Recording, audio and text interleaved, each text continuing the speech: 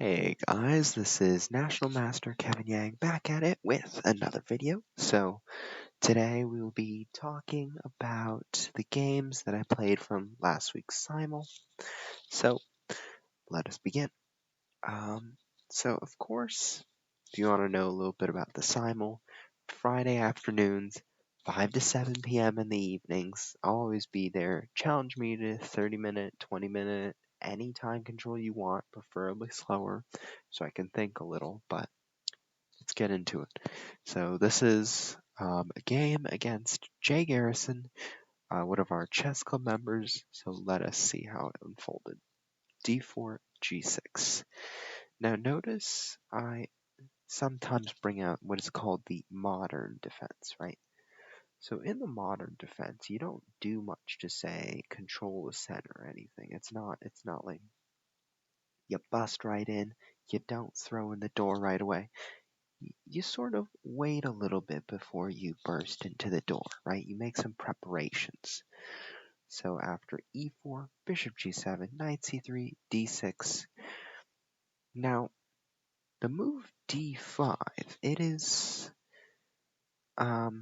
what I like to consider a committal move, right? So in these moves, right, every move you make, you're committing to something. And usually these two moves, they control these two squares, right? You make f4, you're committing to this square, but you're also sort of giving up your own square, right? So when it comes to a move like d5, there are certain drawbacks, right? So, yeah. So the drawback to this move is gives up these two squares, and it's not easy to say whether these two squares are important or not important, but if you're a modern player, you love these squares. You put a pawn on these squares. You put a pawn on these squares. So, to me, this d5 move felt a little bit too committal, maybe a little bit early. Something d5 is usually played after somebody plays e5, you play d5. But after you play d5, I can sort of bring my knight out this way or my knight out this way, maybe play f5 later. I have a few plans. Instead, I chose the move c6. I wanted to sort of, just in case, challenge the pawn in the center, bring my knight out eventually, sort of make it a game. Bishop c4, knight f6, and now bishop g5.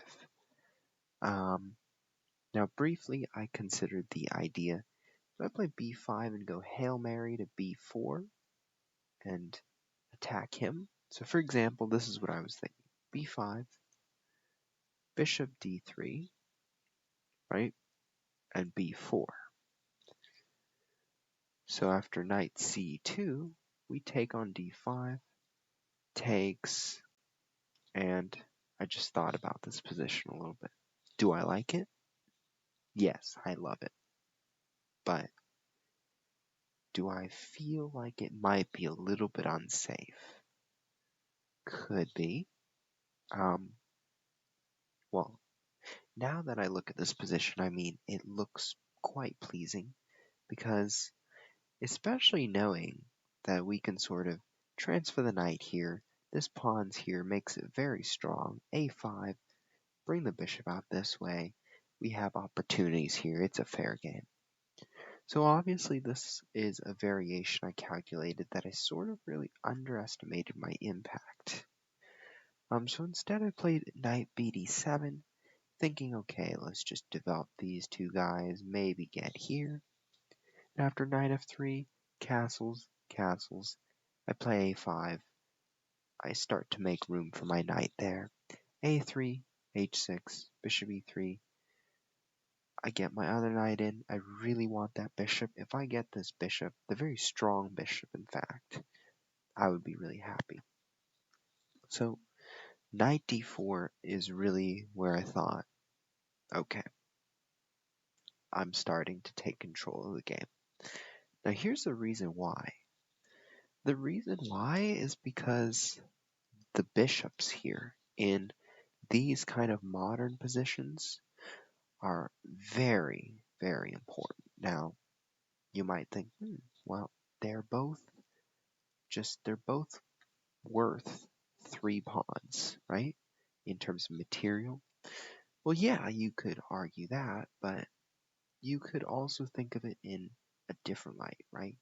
Bishops, like I've said before in a previous video, are good in what are called open positions, right? So there is play definitely to be made here. But in closed positions, let's say like the pawn was here, pawn was here, pawn was here, making a wall of some sort, that's where the knight hopping would do well, right? So if you didn't follow my arrows, just remember, okay, bishops are good in open positions because they have the long diagonal. Knights are good in closed positions because they can hop over people. So think of it like that. So after knight d4, I traded because I knew how powerful this bishop was. Notice that all the computer moves point to moving this bishop. Why? Because the computer recognizes that the bishop is positionally strong. And so in this case, I would have moved my bishop to d4, challenging my bishop and sort of keeping an eye in the center. So, not an easy move to find, but positionally, that's the talk. So after knight d4, knight takes, f takes, I bring my knight to e5. Notice how this pawn structure cannot challenge my knight, right? And it was all because of the concession at the beginning to make the move d5. I got this e5 square for me. And notice that after knight e5, queen e2, protecting the bishop. I could have taken it again, but I decided, let's play bishop g4. Let's try to remove the queen from its post. After queen d2, knight takes c4, queen d3. Let me take another pawn, and that is good game. So, I guess 2 main things from this game we can learn. 1, the concession of d5, right? So, I would say just come out with your other guys. Bishop e3, knight f3, f4 is even possible.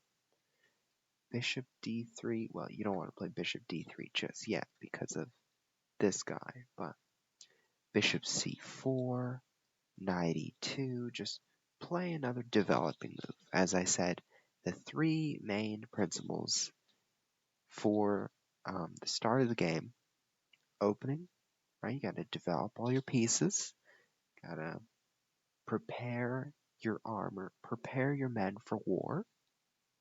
Secondly, you've got to castle and just get the king safe, right? And third is control the center. Let these guys do their job.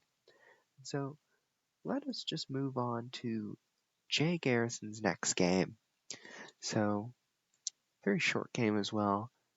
c4 e5. This is the English opening. After knight c3, c6. Notice how our JGarrison wants to play in the center, right move, but don't forget about that pawn. And after d4, queen a4, bishop d7, queen takes d4, bishop e7, bam, bam, queen takes g7, going for the rook, bishop 6, queen g3. I'm safely up a few pawns, 3 pawns, and it was a good game. So the move here, well, I think instead of playing c6, there are so many other moves. Knight f6, bishop c5, d6, f5, knight c6. There are plenty of other moves to face against the English. It's a matter of choice. So let's go on to the next game of JGarrison. After I was black here, so after d4, d6, this is what is called the Pirc Defense. Notice that the same move order can be made through e4. If we play, right? So if you, for example, play the move e4 first, I'll play d6, d4, same thing would happen. So after knight f6, knight c3, g6, this is a very standard opening, and some people consider the Pirc as somewhat dangerous to play because white gets all this space, right? White gets all this attack going, but Pirc is sort of like, it's kind of like the modern, you sit in a burrow, you position your forces, and then you strike. So after bishop g7, our JGarrison just says, I'm going to just go Hail Mary. So in this case, I would say it's a little bit rushed, and it's hard to describe why, other than the move knight h5.